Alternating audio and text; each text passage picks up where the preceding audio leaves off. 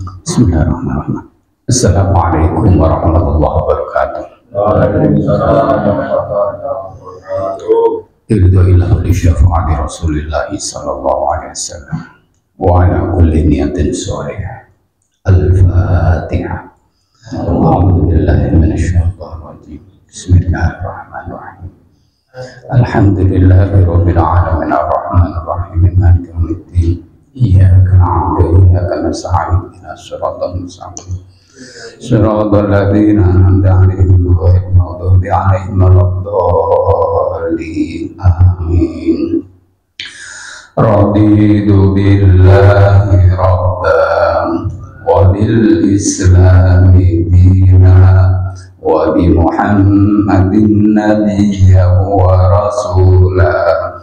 Rabbi zidni ilma warzuqni fahma. Amin. Saya istighfar. Bismillahirrahmanirrahim. Allahumma anta rabbi la ilaha illa anta khalaqtani wa ana 'abduka wa ana ala ahdika wa wa'dika mastata'tu a'udzu bika min syarri ma sana'tu abu'u laka bi ni'matika 'alayya wa abu'u bi dhanbi faghfir li fa innahu la yaghfiru dzunuba illa anta. Bismillahirrahmanirrahim. Alhamdulillahi rabbil alamin. Wassalatu wassalamu ala asyrafil anbiya'i wal mursalin sayyidina wa maulana Muhammadin wa ala alihi wa ashabihi wa man tabi'ahum bi ihsanin ila yaumiddin. Rabbi shrah li sadri wa yassir li amri wahlul 'uqdatam min lisani. Wa qala subhanaka la ilma lana illa ma 'allamtana innaka antal alimul hakim.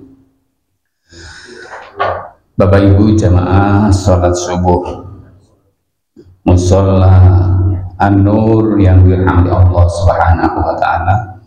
Puji syukur alhamdulillah karena pada pagi hari yang dingin ini Allah masih membangunkan dari tidur kita untuk bersama-sama menaikkan sholat subuh jam berjamaah di musola yang kita cintai ini. Alhamdulillah. Sholawat dan salam marilah kita atur kepada junjungan kita Nabi Muhammad sallallahu alaihi wasallam dengan ucapan sholawat bersama-sama. Allahumma sholli ala Muhammad wa ala sayyidina Muhammad. Mudah-mudahan dengan bacaan sholawat menambah mahabbah kita, menambah cinta kita kepada Rasulullah sallallahu alaihi wasallam, dan mudah-mudahan kita semuanya termasuk orang-orang yang akan mendapatkan syafaatul uzma besok di hari kiamat. Bapak Ibu yang dirahmati Allah, pada pagi hari ini kita akan buka bab 6 mengenai haji. Jadi bahasan pada pagi hari ini adalah haji. Perlu diketahui kita bahas di sini bukan kaifiyah, bukan tata cara, tetapi pendapat-pendapat para ulama salaf mengenai pelaksanaan, maksudnya perintah haji itu sendiri. Bagaimana, apakah haji itu harus dilaksanakan dengan segera atau bukan? Kalau berbicara tentang haji ini akan nanti dibahas, dibagi menjadi 3 jenis. Pertama, melakukan haji, syarat-syaratnya seperti apa, dan orang yang wajib melakukan haji itu bagaimana. Kedua, membahas tentang rukun-rukun yang harus ditunaikan dalam ibadah haji dan larangan-larangan yang tidak boleh dilanggar dalam ibadah haji. Dan ketiga, hukum-hukum yang terkait dengan ibadah haji. Bismillahirrahmanirrahim. Yang pertama, jenis pertama yakni mencakup 2 hal, kewajiban dan syarat haji. Yang kedua, orang yang wajib haji dan kapan ya diwajibkan. Tentang kewajiban melaksanakan ibadah haji, tidak ada seorang ulama pun yang mempersoalkannya ya tentang kewajiban ini. Baik ulama salaf maupun khalaf semuanya sepakat bahwa haji adalah wajib karena Allah Subhanahu wa taala berfirman, "Walillahi 'alan nasi hajjul baiti man istata'a ilaihi sabila." Mengerjakan haji adalah kewajiban manusia terhadap Allah, yaitu bagi orang yang sanggup mengadakan perjalanan ke Baitullah. Jadi adalah kesanggupan untuk menunaikan atau mengadakan perjalanan ke Baitullah. Adapun syarat-syaratnya ada dua, syarat sahnya dan syarat wajibnya. Tentang syarat sahnya haji tidak ada perbedaan pendapat di antara para ulama. Di antaranya ialah harus Islam. Nah, Islam. Kalau tidak Islam, tidak diwajibkan untuk menunaikan ibadah haji. Walaupun ya dulu pada masa jahiliyah ada pelaksanaan ibadah haji juga. Namun syariatnya berbeda dengan apa yang disampaikan oleh Rasulullah Shallallahu Alaihi Wasallam. Jadi haji itu sejak zaman dulu sudah ada. Namun di sini kita sebagai umat Rasulullah Muhammad diwajibkan karena syarat utama adalah Islam. Jadi tidak sah hajinya orang non Muslim.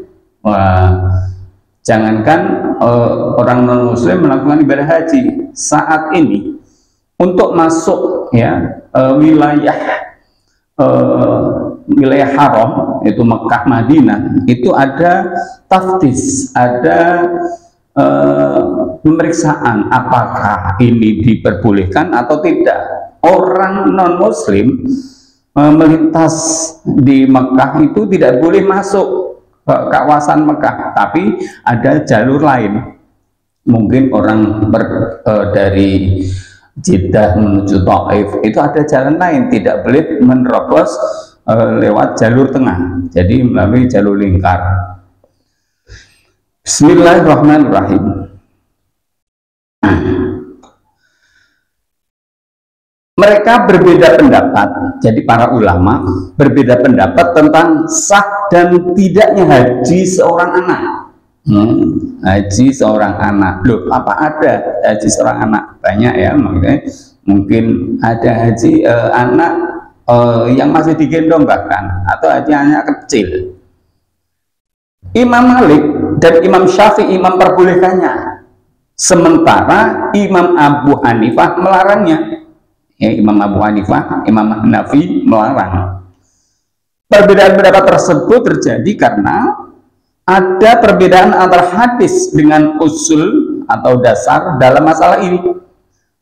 Ulama-ulama yang memperbolehkannya mereka berpedoman pada hadis masyhur Ibnu Abbas yang diriwayatkan oleh Al-Bukhari dan Muslim.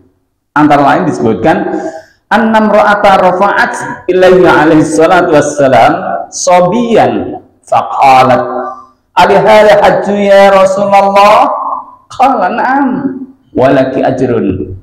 Sesungguhnya seorang wanita mengangkat anak kecil ditunjukkan kepada Rasulullah SAW seraya berkata, apakah anak ini boleh melakukan haji wahai Rasulullah? Beliau bersabda, ya, dan bagimu pahala. Berarti di sini haji anak kecil boleh ya. Kalau tadi ada pendapat mengatakan Imam Malik dan Imam Syafi'i mengatakan boleh, tapi Imam Abu Hanifah mengatakan tidak boleh ya. Sementara ulama yang melarangnya mereka berpedoman bahwa pada dasarnya ibadah itu hanya sah kalau dilakukan oleh orang yang berakal, maksudnya adalah baligh. Baligh itu ya syarat-syarat baligh mungkin diantaranya kalau laki-laki biasanya sudah ihtilam atau mimpi basah, sudah khitan. Kalau wanita ya sudah haid dan sebagainya. Baligh diantaranya dan berakal sehat. Jadi orang yang gila tidak termasuk mendapat kewajiban untuk menunaikan ibadah haji, dan anak kecil tentunya. Ini ulama yang mengatakan anak kecil belum wajib atau tidak sah hajinya. Juga terjadi silang pendapat di kalangan murid-murid Imam Malik sendiri tentang keabsahan ibadah haji yang dilakukan oleh seorang anak yang masih menyusui.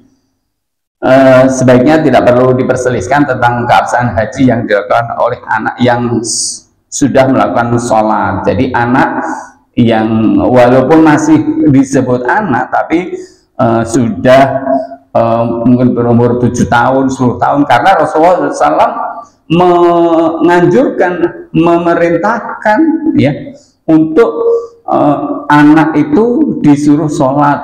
Bahkan saat usia 10 tahun disuruh pisah tidurnya dengan orang tua. Nah, di sini sudah ada kewajiban, yaitu yang sudah berusia antara 7 hingga 10 tahun. Nah, tadi jadi antara 7 sampai 10 tahun anak ini boleh, kalau yang mengatakan haji harus akil balik gitu. Hal itu seperti yang disabdakan oleh Sallallahu Alaihi Wasallam dari 7 hingga 10 tahun, ya. Maksudnya perintah untuk menunaikan sholat 10 sampai 10 tahun. Bukan berarti setelah 10 tahun tidak ada perintah. Dari usia 7 sampai 10 tahun saja Rasulullah sudah memerintahkan untuk menunaikan sholat, apalagi setelah itu. Jangan kemudian yang diperintahkan Rasulullah kan usia 7 sampai 10 tahun, jadi setelah 11 tahun dan seterusnya tidak diwajibkan lagi. Nah, kayak gitu, jangan dibalik ya. Perihal syarat-syarat wajib haji yang harus disebutkan, karena ada pendapat yang mengatakan bahwa orang-orang kafir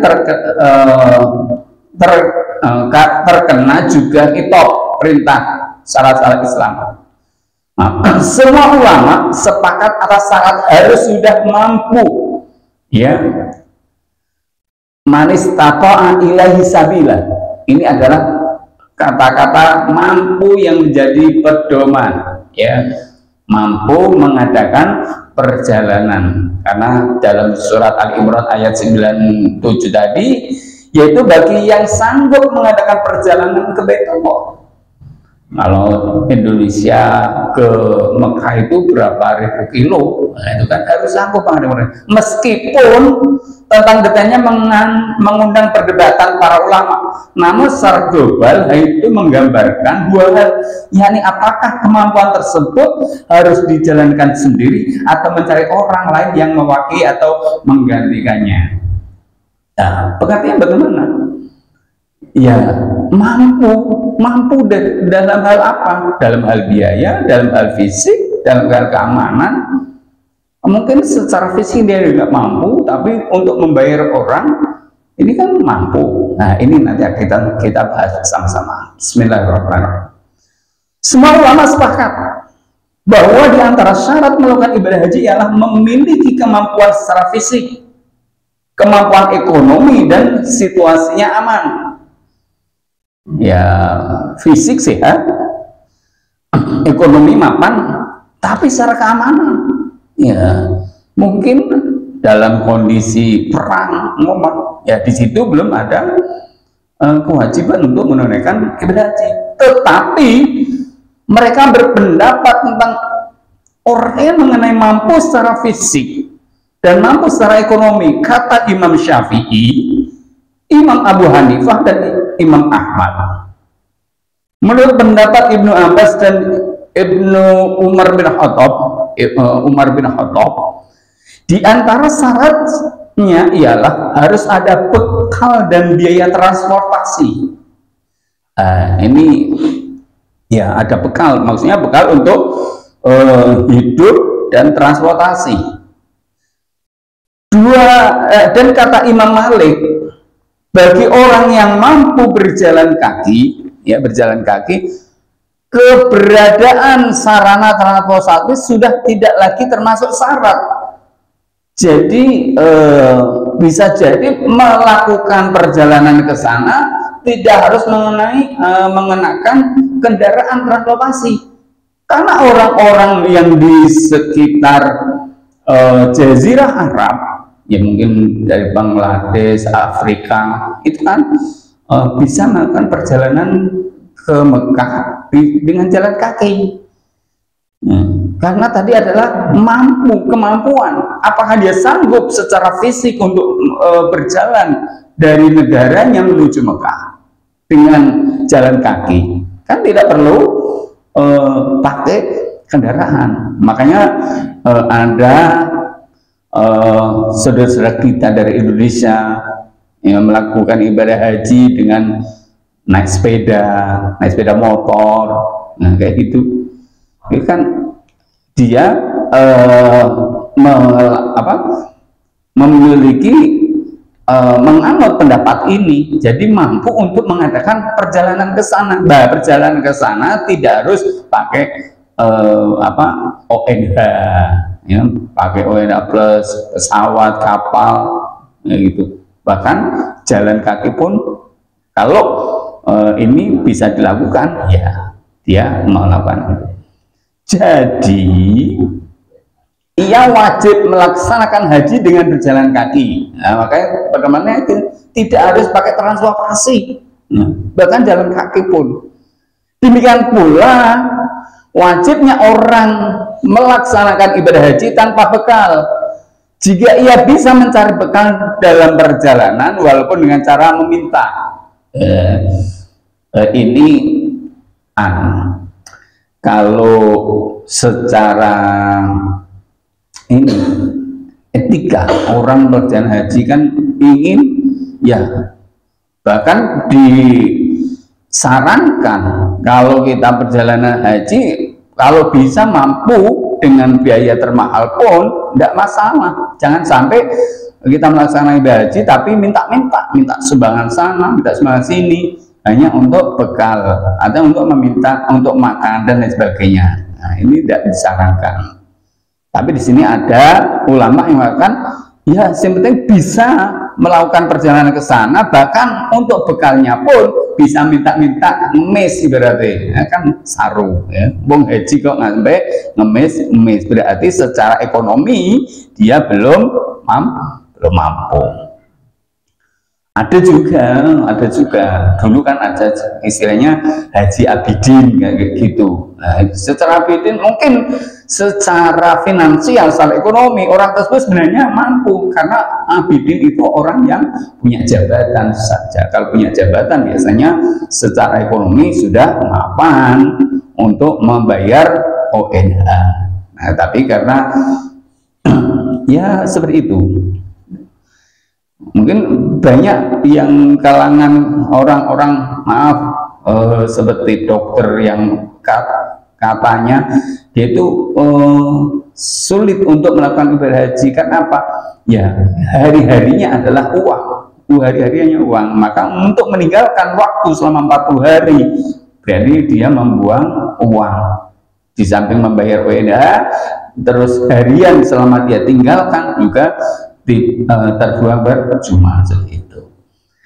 Nah, makanya banyak dokter itu yang haji kalau nggak dipaksa untuk menjadi petugas haji dia belum berangkat kayak gitu. Ini yang cerita teman saya.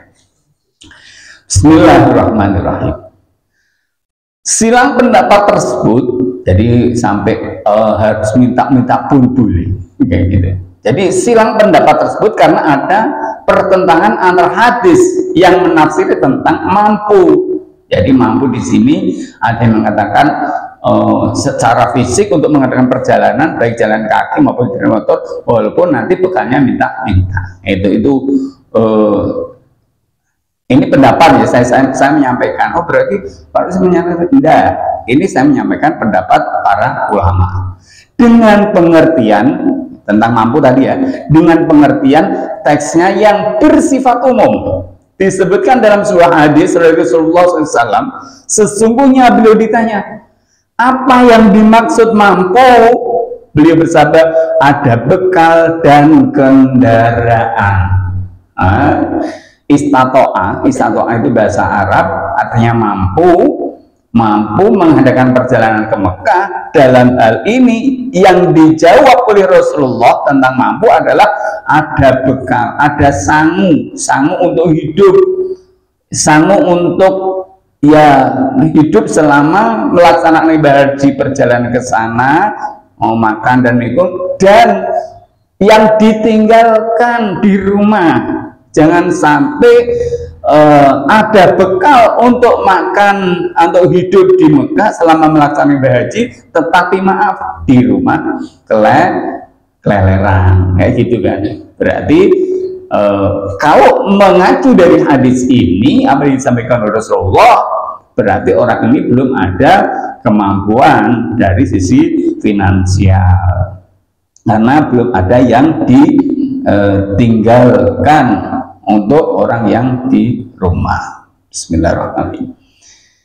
Imam Abu Hanifah dan Imam Syafi'i menerapkan hadis ini berlaku bagi setiap orang mukallaf tanpa terkecuali. Sementara Imam Malik menerapkan hadis tersebut hanya berlaku bagi orang yang tidak mampu berjalan kaki dan tidak mampu mencari bekal hidup dalam perjalanan. Jadi orang yang mampu berjalan kaki wajib menjalankan haji tanpa harus menunggu sampai mampu membayar biaya transportasi. Ya, ini berarti Imam Malik lebih keras. Maksudnya ya haji ya wajib segera dilaksanakan, karena simpen kan mampu untuk mengadakan perjalanan ke sana. Jadi tidak mempertimbangkan bekalnya bagaimana dan orang yang ditinggal di rumah seperti apa, apakah ada biaya hidup atau tidak. Tapi secara pribadi orang ini sudah mampu untuk mengadakan perjalanan ke Baitullah, maka dia wajib melaksanakan ibadah haji. Ini pendapat Imam Malik.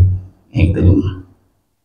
Begitu pula yang berlaku bagi orang yang tidak mempunyai bekal dalam perjalanan, sampai segitunya, sampai tadi membolehkan untuk minta-minta. Ini pendapat Imam Malik ya. Menurut pendapat Imam Syafi'i, jika ada ayat Al-Quran yang bersifat umum dan ada hadis yang menafsiri lain dari hadis yang menjelaskannya, maka penafsiran tersebut tidak boleh digantikan. Jadi ketika ada ayat Al-Quran yang mengatakan wajib, tetapi ada hadis yang menjelaskan rincian wajib itu seperti apa. Kalau secara teksnya ayat tadi walillahi 'alan nasi hajjul baiti man istata'a ilaihi sabila, berarti melaksanakan ibadah haji adalah wajib, karena bagi orang yang mampu untuk melaksanakan perjalanan dari negaranya ke Baitullah, ke Mekah. Tetapi ada hadis, karena Rasulullah ditanya mampu seperti apa? Ya mampu dalam hal bekal dan kendaraan. Nah ini yang kalau ada penjelasan ini berarti ada lebih ringan. Kalau memang belum mampu secara bekal dan kendaraan, di situ belum diwajibkan. Seperti itu, guys. Bismillahirrahmanirrahim. Orang yang wajib haji dan kapan ia diwajibkan? Ketika sudah mampu secara bekal ekonomi dan mampu untuk membayar transportasi, kapan? Kapan orang ini diwajibkan untuk menaikkan ibadah haji? Pertama, orang yang wajib haji.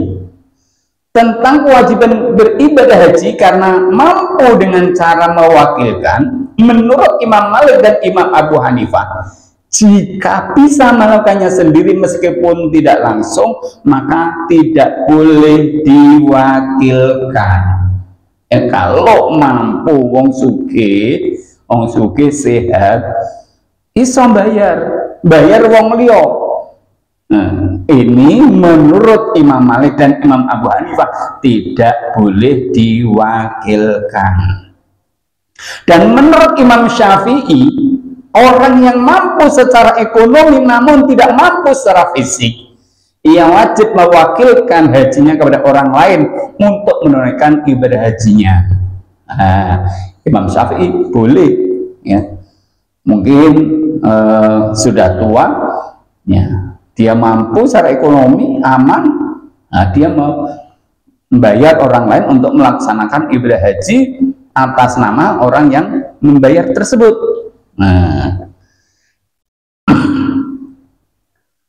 tentu saja dengan harta orang yang diwakili, ya, jadi orang yang membayar tadi. Jika ada saudara atau kerabatnya yang mewakilinya menunaikan ibadah haji dengan biaya dari saudara atau kerabat tersebut, maka gugurlah kewajibannya menunaikan ibadah haji. Ini menurut Imam Syafi'i, gitu. Begitu pula jika ada orang yang meninggal dunia sebelum menunaikan ibadah haji dan ia meninggalkan harta waris atau harta pusaka yang cukup banyak, maka ahli warisnya wajib menggunakan harta pusaka tersebut untuk menunaikan ibadah haji atas nama mendiang. Bapak Ibu yang di sini mungkin orang tuanya dulu kaya dan sudah meninggal belum menunaikan ibadah haji, maka ada kewajiban jenengan untuk membayar orang untuk menunaikan haji kepada orang tua panjenengan atas nama, maksudnya atas niatan haji untuk orang tua jenengan yang sudah meninggal tersebut. Dengan catatan tadi, ya, orang tuanya pernah dalam posisi mampu secara ekonomi. Ya. Kalau orang tua saya belum haji, Pak, sudah meninggal, tapi memang waktu dulu orang tua saya di desa itu ya nggak punya apa-apa, ya miskin, anaknya banyak, tapi sekarang saya sudah kaya di kota, ya tidak ada kewajiban untuk menunaikan ibadah haji orang tuanya. Tapi kalau memang ada niatan mau menghajikan orang tuanya, ya itu lebih baik. Nah, Bismillahirrahmanirrahim. Orang yang mampu secara ekonomi namun lemah secara fisik disebut makdub, ya. Ya mungkin orangnya mampu, duitnya banyak, tapi orangnya sakit, lemah fisik, mungkin stroke dan sebagainya. Nah, ini disebut dengan makdub. Silang pendapat tadi karena ada pertentangan antara kias dan hadis. Kias adalah menyamakan sebuah permasalahan. Pada dasarnya ibadah, maksudnya tidak hanya ibadah haji, pada dasarnya ibadah tidak bisa diwakilkan kepada orang lain. Berdasarkan kesepakatan para ulama, seseorang tidak bisa mewakili sholat atau zakat atas nama orang lain. Ya. Kata Imam Nawawi, seseorang yang sudah memungkinkan menunaikan ibadah haji tetapi keburu meninggal dunia, menurut pendapat kami ia wajib dihajikan dengan menggunakan harta peninggalannya, baik sebelumnya ia memberikan wasiat atau tidak. Demikian pendapat Ibnu Abbas dan Abu Hurairah. Tetapi menurut Imam Abu Hanifah dan Imam Malik tidak wajib, kecuali sudah ada wasiat sebelumnya. Nah ini jika ada perbedaan pendapat. Tapi kalau menurut Abu Hurairah dan Ibnu Abbas tadi, ya karena meninggalkan harta warisan yang begitu banyak, baik ada wasiat atau tidak, maka dia harus dihajikan dengan membayar orang. Tapi kalau memang ada pendapat lagi yang mengatakan, ya kalau tidak ada wasiat untuk menunaikan haji, ya tidak perlu. Nah, padahal ayatnya jelas, man istata'a ilaihi sabila tadi mampu secara ekonomi dan transportasi. Ya, lalu bagaimana yang kita anut? Ya, menurut pandangan seperti apa? Apakah ya kita tega memakan harta warisan begitu banyak, sedangkan orang tua pada waktu itu sudah diberi kemampuan oleh Allah untuk menunaikan ibadah haji, namun belum sempat dan keburu meninggal. Apakah kita tega gitu? Ya, maka alangkah baiknya membayar orang untuk menunaikan ibadah haji. Bismillahirrahmanirrahim. Hadis yang kontra dengan kias tersebut ialah hadis masyhur dari Ibnu Abbas yang diriwayatkan oleh Al-Bukhari dan Muslim. Antara lain disebutkan, anna imra'atan min As'ana qalat li Rasulillah sallallahu alaihi wasallam, ya Rasulullah, faridatullahi fil hajj ala ibadihi adrakat abi shaykhan kabiran la yastati ayas buta ala rahilati apa ahujjuan. Qala na'am wa dzalika fi hajjatil wada. Sesungguhnya seorang wanita dari suku As'am bertanya kepada Rasulullah SAW, wahai Rasulullah, Allah mewajibkan ibadah haji kepada hamba-hambanya. Aku mendapati ayahku sudah sangat rentah hingga tidak mampu naik kendaraan. Apakah aku boleh menaikkan haji atas namanya? Tanya wanita tersebut. Rasulullah menjawab, boleh, boleh. Hal itu terjadi dalam peristiwa haji wada, dan ini menyangkut orang yang masih hidup, ya. Jadi orang yang masih hidup, tapi secara fisik tidak mampu, maka anak perempuannya tadi, karena masih punya anak, ya menghajikan atas niat untuk orang tuanya tersebut.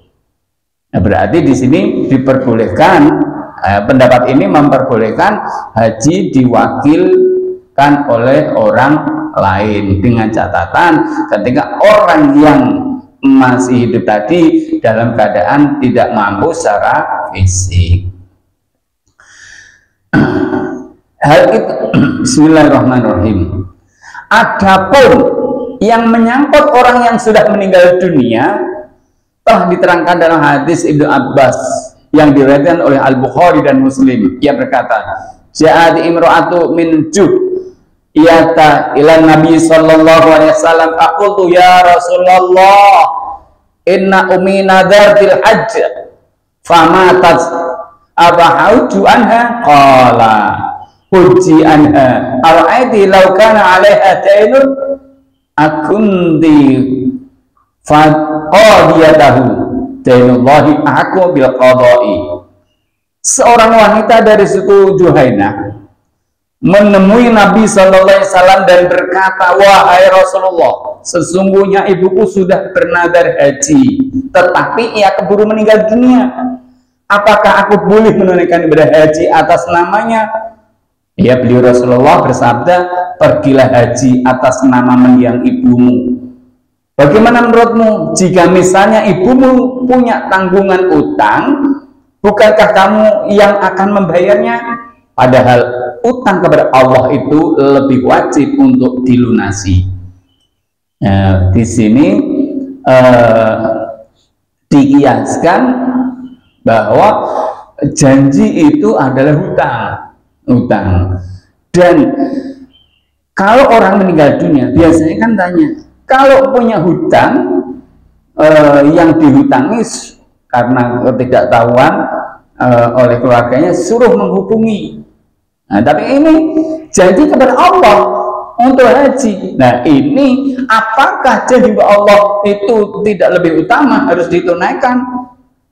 Nah, berarti di sini orang yang masih hidup atau keluarganya harus membayarkan janji itu ketika ada kemampuan. Utang secara uang finansial aja suruh bayar, apalagi hutang kepada Allah Subhanahu wa ta'ala. Bismillahirrahmanirrahim. Tidak ada perselisihan di antara kaum muslimin bahwa melakukan ibadah haji atas nama orang lain bagi pelaku itu sendiri bernilai sebagai haji sunnah. Yang diperdebatkan ialah kalau itu adalah ibadah haji wajib. Dalam masalah ini para ulama berbeda pendapat tentang seorang yang melakukan ibadah haji atas nama orang lain yang masih hidup maupun yang sudah meninggal dunia. Apakah syaratnya ia harus sudah pernah melakukan haji untuk dirinya sendiri atau tidak? Menurut sebagian mereka dari ulama tidak disyaratkan seperti itu, tetapi jika ia sudah pernah menunaikan ibadah haji fardu untuk diri sendiri, hal itu lebih utama. Ya, kata Imam Malik, ini khusus untuk orang yang sudah meninggal dunia. Imam Malik, sebab menurutnya haji orang yang masih hidup tidak boleh diwakilkan kepada orang lain.